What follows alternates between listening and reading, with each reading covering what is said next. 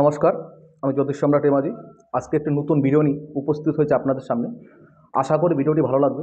আজকে আমি আলোচনা করব মাঙ্গলিক যোগ নিয়ে। তো আপনি ঘরে বসেই হস্তরেখা মানে আপনার হাতে দেখেই বুঝতে পারবেন আপনার মাঙ্গলিক যোগ আছে কিনা, আর মাঙ্গল যোগ থাকলে কি হয় সেটা নিয়েও আলোচনা করব।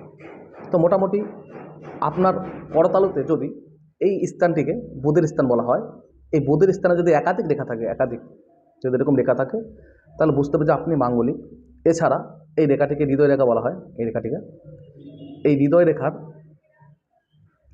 মধ্যে যদি কোনো একটি বিবাহ রেখা যদি এইভাবে এসে নিচের দিকে নেমে আসে, হৃদয় টাচ করে, তাহলে বুঝতে হবে যে আপনি মাঙ্গলিক। এছাড়া আপনার করতালুতে এই রেখাটিকে আয়ু রেখা বলা হয় বা জীবন রেখা বলা হয়, আর এই রেখাটিকে মস্তক রেখা বা শিরোরেখা বলা হয়। এই আয়ু রেখা আর মস্তক রেখা বা শিরোরেখা ঠিক এখান থেকে পৃথক বা আলাদা হয়।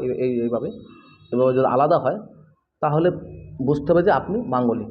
এছাড়া আপনার মোটামুটি এই আয়ু রেখাটি যদি এখানে একাধিকভাবে কেটে দেয়, যদি কাটে, তাহলে বুঝতে হবে যে আপনি মাঙ্গলিক। মাঙ্গলযোগ থাকলে কি হয়? মাঙ্গলযোগ থাকলে বৈবাহিক জীবনে সমস্যা হয়, মিসআন্ডারস্ট্যান্ডিং প্রবলেম, ভুল বোঝাবুঝি, কলঙ্ক দাগ, বদনাম, ব্রেন ফিভার, প্রচণ্ড মাথা গরম এবং ডিভোর্স পর্যন্ত হতে পারে। মাঙ্গলযোগ থাকলে যে কোনো কাজের শুরুপাত ভালো, স্টার্টিং ভালো, শেষ মুহূর্তে বাধা। মাঙ্গলযোগ থাকলে আপনার কিডনিতে পাথর, গলব্লাডারে পাথর, পিত্তনালী যন্ত্রণা, অ্যাপেন্ডিসাইট, নারী হলে জরায়ুতে টিউমার, সিস্ট এবং ব্লাডগত সমস্যা হতে পারে। তো এখান থেকে বেরিয়ে আসার উপায় মোটামুটি তার জন্য যদি টোটকা ব্যবহার করতে হয়, যে কোনো মন্দিরে লাল ইট দান করতে পারেন। এছাড়া ছোটো ছোটো বাচ্চাদের লাল জাতীয় খাবার দান করতে পারেন। এছাড়া বজরংবলী মন্দিরে গিয়ে যদি একটু নারকেল, একটু লাল জাতীয় প্রসাদ এবং সেখানে যদি বজরংবলীকে যদি সিঁদুর লাগিয়ে পুজো পাঠ করা হয়, তাহলে এই টোটকাগুলো ব্যবহার করলে সেখান থেকে আপনি আস্তে আস্তে এই মাঙ্গলযোগ থেকে বেরিয়ে আসতে পারবেন এবং আস্তে আস্তে রেজাল্টগুলো ভালো আসবে।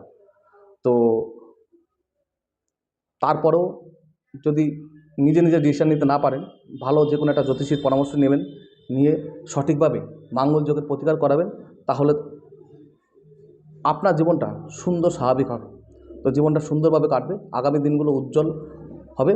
তো আজকের ভিডিওটি এই পর্যন্ত। যদি ভিডিওটি ভালো লাগে, অবশ্যই আমার চ্যানেলটি সাবস্ক্রাইব করবে, লাইক করবে, কমেন্ট করবে, শেয়ার করবে। নমস্কার।